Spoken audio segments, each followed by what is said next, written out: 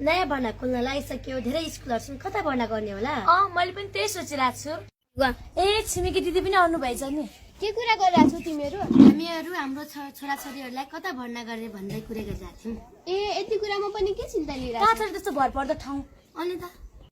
ए यति पनि थाहा छैन तिमीहरूलाई थाहा छैन भने म भनिदिन्छु हाम्रै जाजरकोट जिल्ला भिरी नगरपालिका वडा नम्बर 4 दरबार माग्नेर रहेको श्री शान्ति ज्ञानगुञ्ज आवासीय विद्यालयमा भर्ना खुलेको छ मैले त आफ्नो बच्चा-बच्चीलाई त्यही भर्ना गराएको छु तिमीहरू पनि मान्छौ भने आफ्नो बच्चा-बच्चीलाई त्यही भर्ना गर म तिमीहरूलाई स्कुल देखाइदिन्छु ल जाम न त आउ जाऊ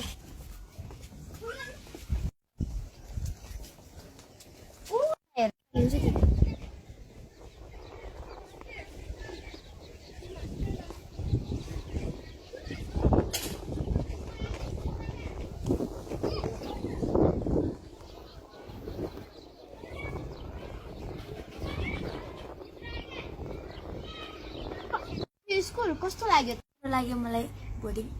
पनि धेरै राम्रो लाग्यो यति मात्र कहाँ हो र यसमा क्रियाकलापहरू पनि धेरै हुने गर्छन् मेरो अहिले तल काम छ म मेरो छोरीलाई पठाइदिन्छु छोरीले तिमीलाई सबै भनिदिन्छ ल छोरी आउ त आन्टीहरूलाई स्कुलको बारेमा भनिदेऊ म जान्छु है तल काम नानी हामीले स्कुलको बारेमा भन्दैौ न त तिम्रो स्कुलमा सुविधाहरू हाम्रो स्कुलमा खेलकुददेखि लगेर शुक्रबारी कार्यक्रमहरू छ नर्सरी क्लासको प्ले ग्रुपहरूको लागि टिभी छ इन्डोर आउटडोर गेम छ लाइब्रेरी छ कम्प्युटर छ गर्मीको महिना फ्यान पनि छ कहाँ र साना बच्चा-बच्चीहरूको लागि खेलकुदको लागि सेफ ग्राउन्ड छ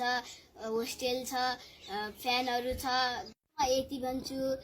तपाईहरु भोलि भर्ना गर्दाखेरि चाहिँ त्यही सोध्नु होला सबै कुरा ल आमा तपाईले मलाई यही एडमिसन गरिदिने म तिमीलाई नै भोलि नै एडमिसन गरिदिन्छु ए साथी तिमीहरुमा त सँगै पढ्ने भयो नि जाऊ ल हामी पनि जाम न त हामी पनि जान्छु ल सबैजनालाई नमस्ते भर्ना खुल्यो ए श्री शान्ति ज्ञानगुञ्ज आवासीय विद्यालयमा भर्ना खुलेको छ नर्सरीदेखि 1 क्लाससम्म भर्ना खुलेको छ सबैजनाले आफ्ना बालबालिकाहरूलाई भर्ना गरिदिन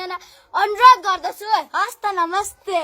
लाइक कमेन्ट शेयर सबैले गर्नु होला